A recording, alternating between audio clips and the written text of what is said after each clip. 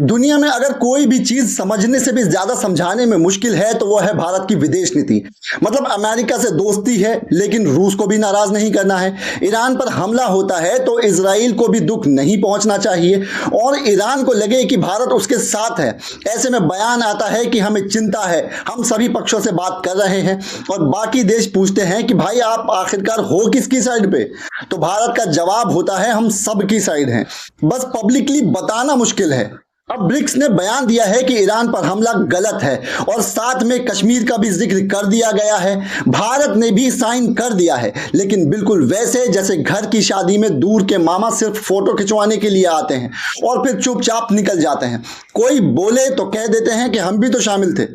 Iran पर जब America और इजराइल ने हमला किया था उस वक्त पूरी दुनिया ने दो टूक बात रखी थी। चीन ने कहा ये हमले गलत हैं, रूस ने ईरान के पक्ष में बयान दिया और ब्रिक्स देशों ने संयुक्त रूप से इस हमले की निंदा की। लेकिन भारत का रुख इस बार डगमगाता हुआ दिखाई दिया। सरकार ने कहा हम सभी पक्षों से बात कर रहे हैं और उम्मीद करते हैं कि शांति बनी रहे, मगर भारत ने कभी खुलकर नहीं कहा कि हमला गलत था या इजराइल की आक्रामकता निंदनीय है। पूरे मामले में भारत जिस कूटनीतिक कंफ्यूजन का शिकार दिखा है उसने ये सवाल खड़े कर दिए हैं कि क्या हम वाकई ग्लोबल साउथ का नेतृत्व करना चाहते हैं या सिर्फ अमेरिका इजराइल के पीछे खड़े रहना चाहते हैं। दूसरी तरफ चीन मिडिल ईस्ट में तगड़ा इन्वेस्टमेंट कर चुका है। Dubai, Saudi Arabia, Oman, Yemen, Iraq तक में उसका पैसा लगा हुआ है।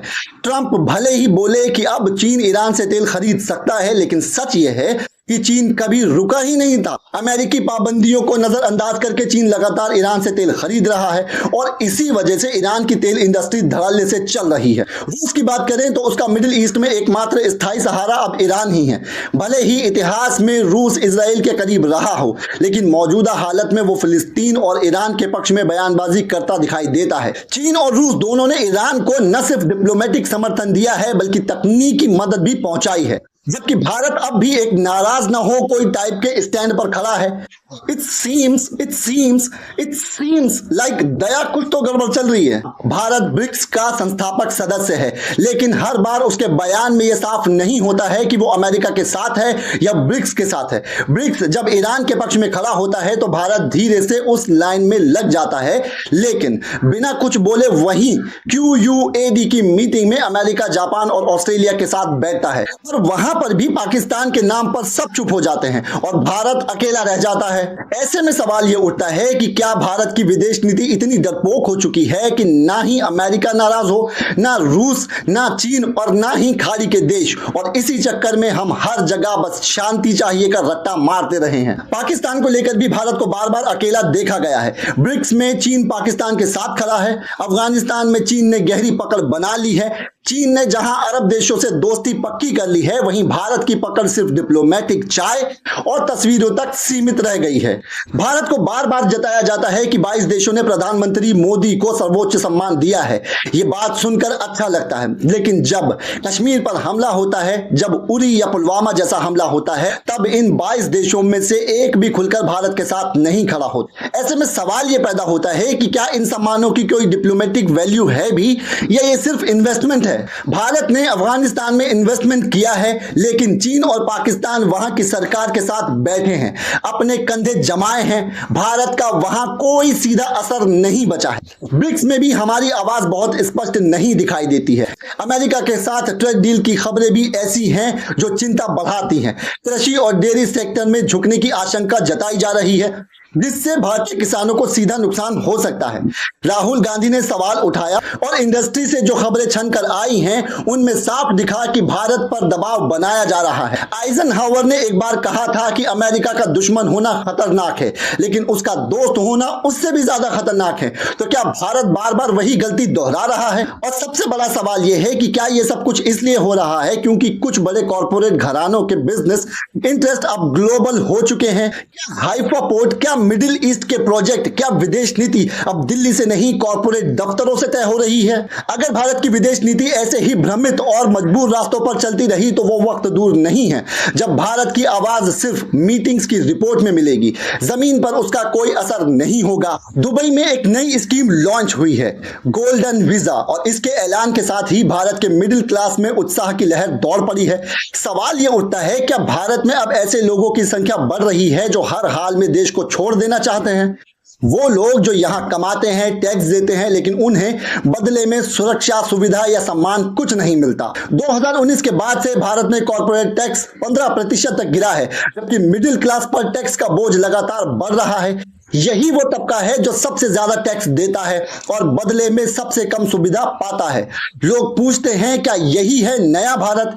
क्या ये लोग अब तय कर चुके हैं कि उन्हें बस एक मौका मिल जाए तो वो भारत छोड़कर चले जाएं? टाइम्स ऑफ इंडिया की रिपोर्ट कहती है कि भारत के लोग अमेरिका से भी ज्यादा पेट्रोल के लिए भुगतान कर रहे हैं, और ये तब है जब कॉर्पोरेट टैक्स की छूटों की बारिश हो रही है। एक तरफ टैक्स देने वाला आम आदमी है, दूसरी तरफ चुप्पी साधे बैठे कॉर्पोरेट, जिन्हें अब शायद कुछ भी कहने की जरूरत नहीं है। यूएई ने 23 लाख रुपए देकर आजीवन रहने का गोल्डन वीजा देने की योजना बनाई है। इसमें न प्रॉपर्टी खरीदनी है, न बिजनेस खोलना है, बस पैसा दीजिए और वहां रहिए। और यही नहीं, वीजा लेने वाला अपने परिवार, अपने रिश्तेदारों और यहां तक कि अपने नौकरों को भी साथ ले जा सकता है।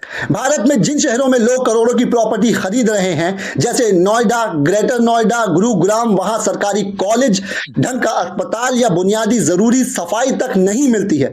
4 करोड़ का फ्लैट और गली में कीचड़। लोग परेशान हैं, चुप हैं और अब बाहर का रास्ता देख रहे हैं। सरकारी आंकड़ों के मुताबिक 2014 से 2024 के बीच 17 लाख से ज्यादा लोग भारत की नागरिकता छोड़ चुके हैं। 2022 में अकेले 2.5 लाख से ज्यादा लोग यहां कोविड के दौरान भारत की चिकित्सा स्वास्थ्य से हिल गए थे।